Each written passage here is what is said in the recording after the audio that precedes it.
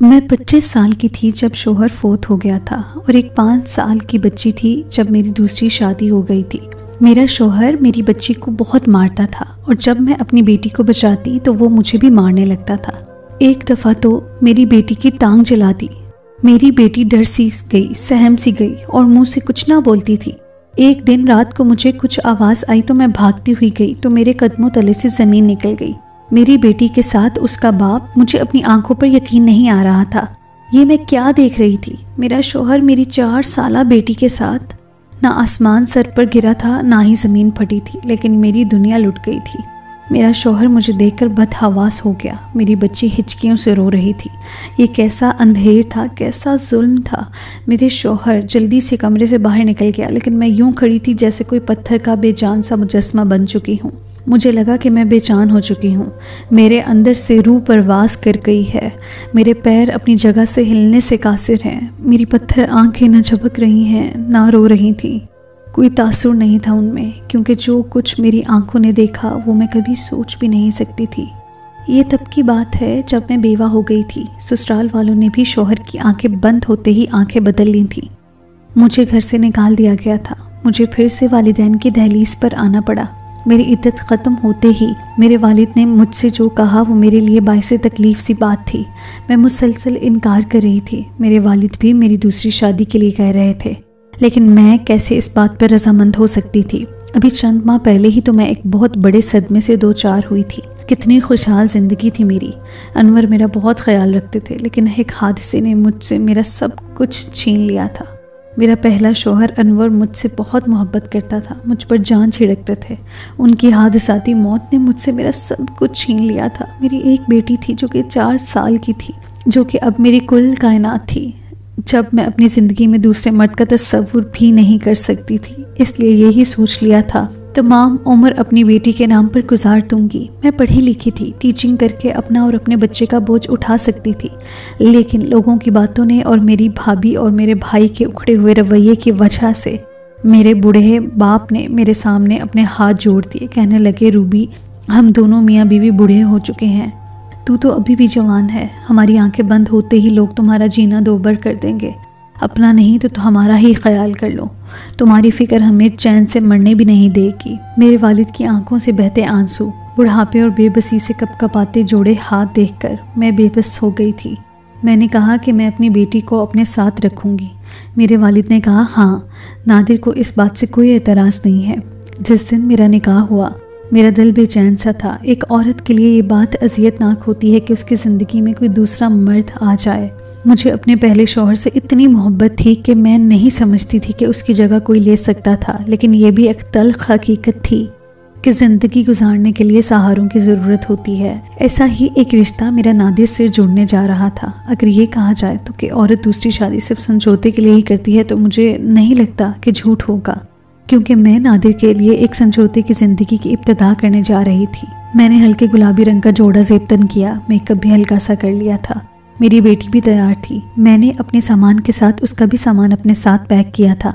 بنا کوئی خواب سجائے میں نادر کے گھر رخصت ہو گئی تھی۔ وہ اکیلا ہی رہتا تھا۔ وہ ایک ورک شاپ پر کام کرتا تھا۔ قلیل تنخواہ کی وجہ سے اسے اچھے رشتے نہیں مل رہے تھے۔ میں پڑھی لکھی تھی، اسکول میں ٹیچنگ بھی کر چکی تھی۔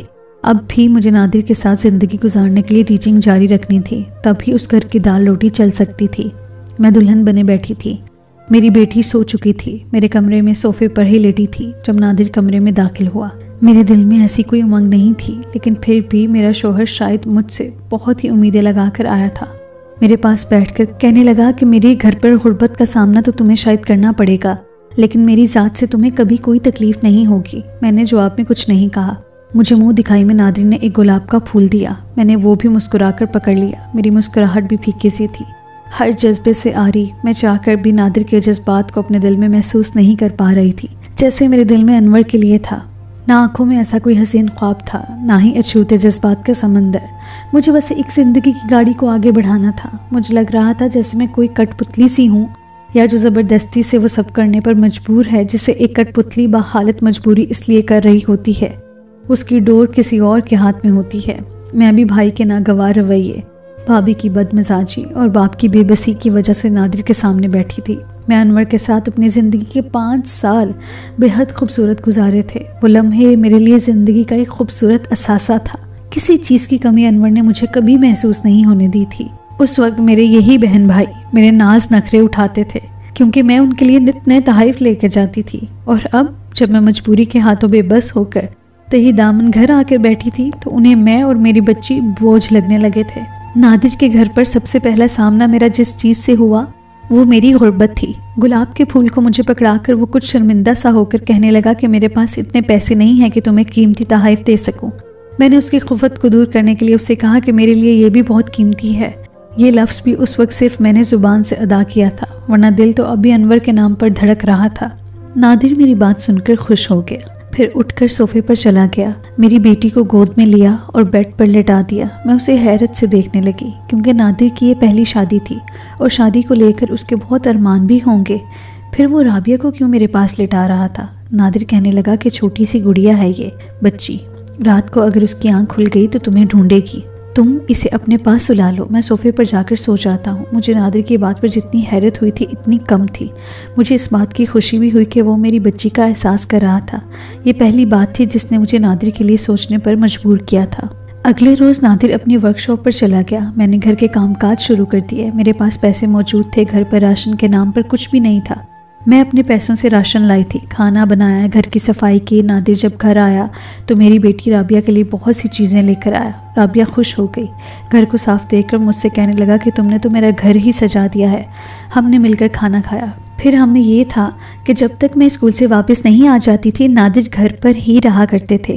رابعہ کچھ ذہنی طور پر کمزور سی تھی، اس کی زبان میں بھی ہلکا سی لکنت تھی، اس لیے میں نے اسے اسکول نہیں ڈالا تھا۔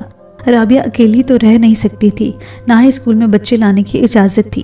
نادر نے فوراً سے بات مان لی، کہنے لگے کہ مجھے 1 بجے کے بعد ہی ورک شاپ پر کام شروع ہوتا ہے، جب تم گھر آؤ گی تو میں اس کے بعد کام پر چلا جایا کروں گا۔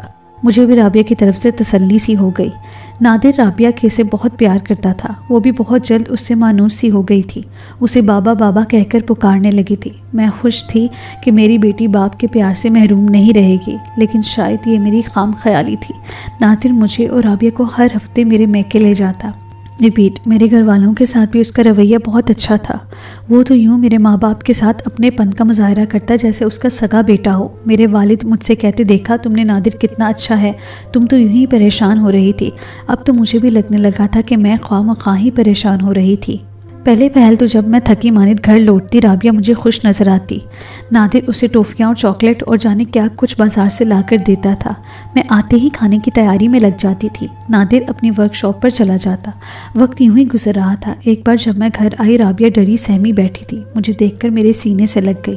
میں نے رابعہ سے پوچھا کہ کیا ہوا، تو کچھ نہیں بولی، ہلکلانے لگی کہ مجھے ڈر لگ رہا تھا۔ نادر سے پوچھا تو وہ ہنسنے لگا، کہنے لگا ٹی وی پر کارٹون دیکھ رہی تھی، ایک ڈرونی فلم کا سین آ گیا ہے تو ڈرنے لگی ہے۔ یہ کہہ کر اس نے رابعہ کو اپنی گود میں لے لیا، کہنے لگا کہ تمہاری امی بھی تھک چکی ہیں، تم کیوں انہیں پریشان کر رہی ہو، آؤ میرے پاس، میں تمہیں کارٹون لگا کر دیتا ہوں۔ میں واقعی تھکی ہوئی لیٹی تھی اور اب مجھے روٹی بھی بنانی تھی۔ اب میں جب بھی گھر لوٹتی رابعہ مجھے خوفزدہ سی لگنے لگتی تھی۔ ابھی میں اس کی وجہ سے کچھ کہہ نہیں پائی تھی کہ ایک اور آزمائش میرے سامنے آ کھڑی ہوئی کہ نادر کی نوکری چھوٹ گئی۔ اب تو گھر کا خرچہ اٹھانا مشکل سا لگنے لگا۔ اب میں نے ایک ٹیوشن سینٹر بھی جوائن کر لیا۔ میں اسکول سے گھر لوٹتی، جلدی سے رابعہ کو کھانا کھلاتی، گھر کے کام کاج، ٹیوشن سینٹر چلی جاتی، جیسے کہ نادر اب زیادہ تر وقت گھر پر ہی گزارتے تھے۔ میں شام کو مغرب کے وقت جب گھر لوٹتی تو تھکن سے چور ہو چکی ہوتی۔ نادر مجھے چائے بنا کر دیتا، گھر کی صفائی بھی کر دیتا۔ میں گھر کی کفالت کی وجہ سے گھن چکر سی بن گئی تھی۔ میری توجہ رابعہ پر نہ ہونے کے برابر تھی۔ میری بچی اب پہلے سے کمزور سی لگنے لگی، ذرا سی آہٹ پر ڈرنے لگ جاتی۔ ایک بار میں رابعہ کو نہلا رہی تھی کہ اس کے جسم پر نشان دیکھ کر میں پریشان سی ہو گئی تھی۔ اس کی دائیں ٹانگ پر زخم کا نشان تھا۔ میں نے رابعہ سے پوچھا تو اس کا رنگ اڑنے سا لگا۔ نفی میں سر ہلانے لگی، جیسے بد حواسی سے بولی، کچھ نہیں ہوا، میں گر گئی تھی۔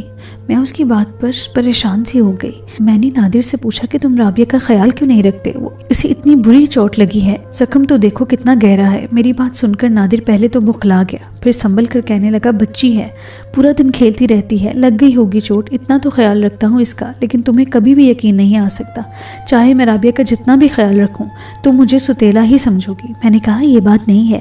میں کچھ شرمندہ سی ہو گئی۔ یہ سچ تھا، وہی پورا دن رابعہ کا خیال رکھتا تھا، میرے پاس تو فرصت نہیں تھی۔ ایک دن جب میں کوچنگ پڑھانے گئی تو میرے سر میں درد سا شروع ہو گیا۔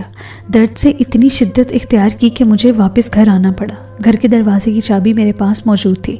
جب میں دروازے کو کھول کر اندر داخل ہوئی تو رابعہ کی دبی دبی چینخوں کی آواز مجھے کمرے سے آ رہی تھی اور نادر کی غصے سے ڈانٹنے کی۔ وہ بار بار رابعہ کو چپ رہنے کا کہہ رہا تھا۔ میں نادر کا لہجہ سن کر حیران ہو گئی۔ جب کمرے کے دروازے پر پہنچی تو دروازے کا ایک پٹ ذرا سا کھولا۔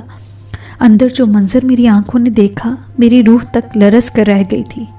نادر میری بچی کے ساتھ۔ مجھے دیکھ کر نادر گھبرا سا گیا تھا۔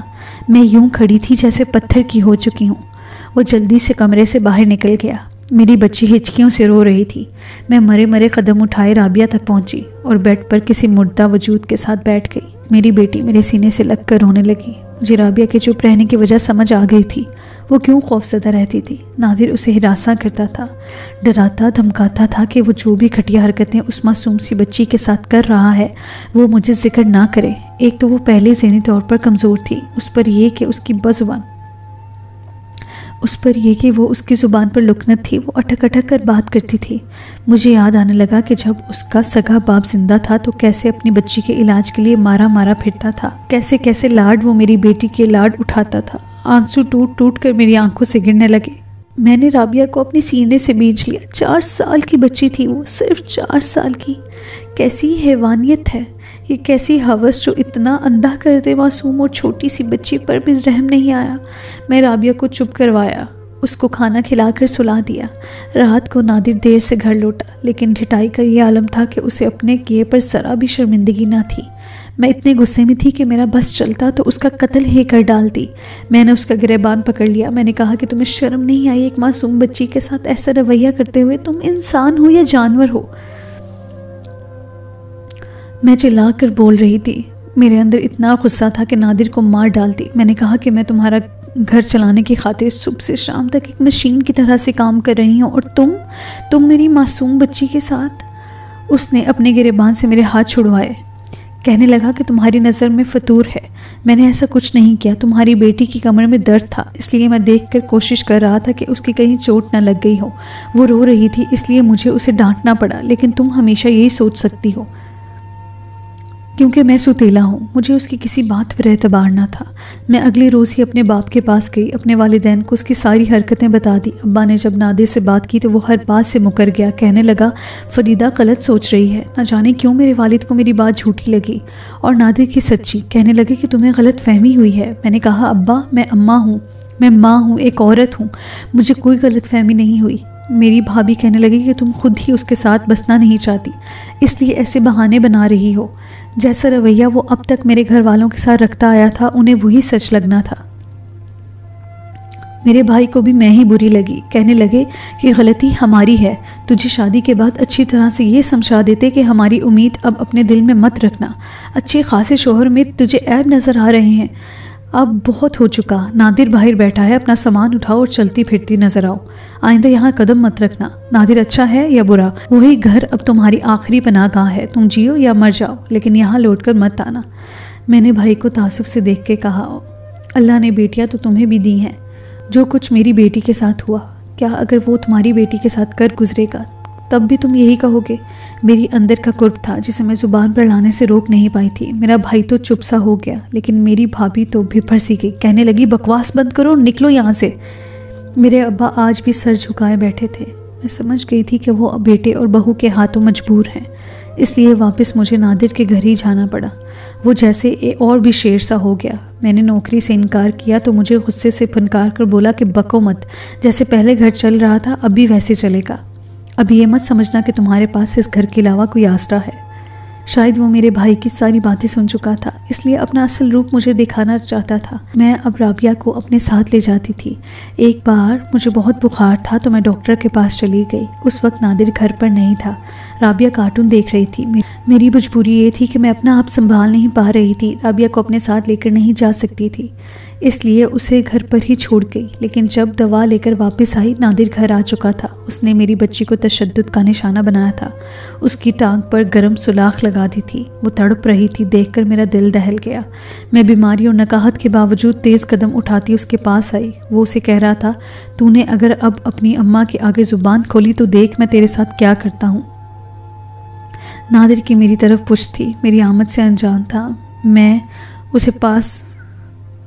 اس کے پاس آ کر اس سے جھگڑنے لگی کہ وہ میری بچی کے پاس کیوں آیا۔ میری بیٹی تکلیف سے بلبلا رہی تھی، تڑپ رہی تھی۔ نادر پر تو شاید کوئی جنون سوار تھا، اس نے مجھے بھی بہت مارا۔ جب میں بے حال سی ہو کر گر گئی تو باہر چلا گیا۔ میں بخار کی وجہ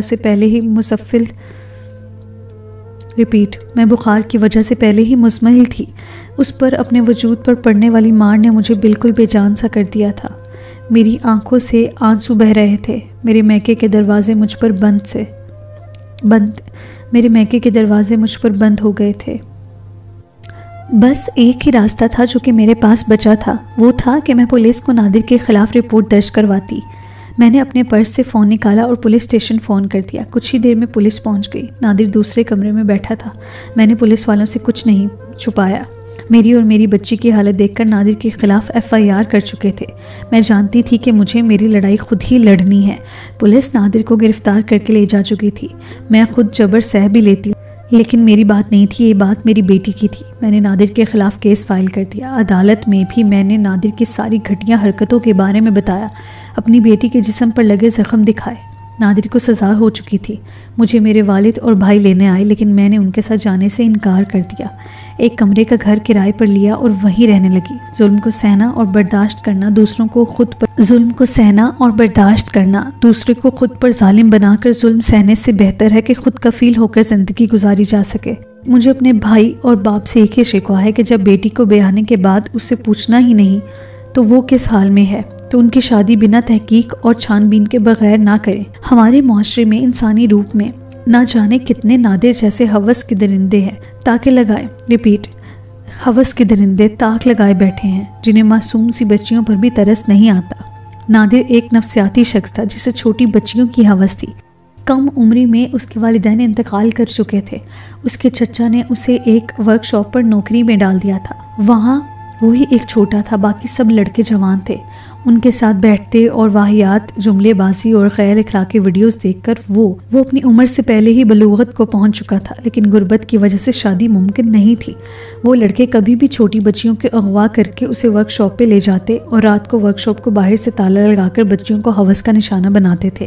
اس کے بعد جب وہ مر جاتی تو اسے رات کے اندھیرے میں ہی کسی کچرے دان یا کہیں پھینک آتے۔ پہلے تو نادر یہ سب دیکھ کر ڈرتا تھا، لیکن پھر خود بھی اس غلط کاری میں شامل ہو گیا تھا۔ پھر اسے اس گناہ کی ایسی لت لگ چکی تھی کہ اسے ہوس ہی چھوٹی بچیوں کی تھی۔ میرے قریب وہ اس لیے بھی زیادہ نہ آتا کیونکہ اس کی نظر میں ایک استعمال شدہ عورت تھی۔ رابعہ اس کے لیے زیادہ پرکشش تھی۔ اسے میری بچی کو اذیت دینے میں لطف محسوس ہوتا تھا۔ یہ سب باتیں اس نے پولیس والوں کو ریمانڈ کے دوران بتائی تھیں۔ میں اب اپنی اسی ایک کمرے کے گھر میں ٹیوشن سینٹر کھول کر بچیوں کو پڑھانے لگی تھی اور اپنی گھر کی کفالت اٹھا رہی تھی۔ تو دوستو، یہ تھی آج کی کہانی۔ اگر آپ کو یہ کہانی پسند آئی ہے تو اس چینل کو سبسکرائب کیجیے اور اس ویڈیو کو لائک کیجیے۔ بہت شکریہ۔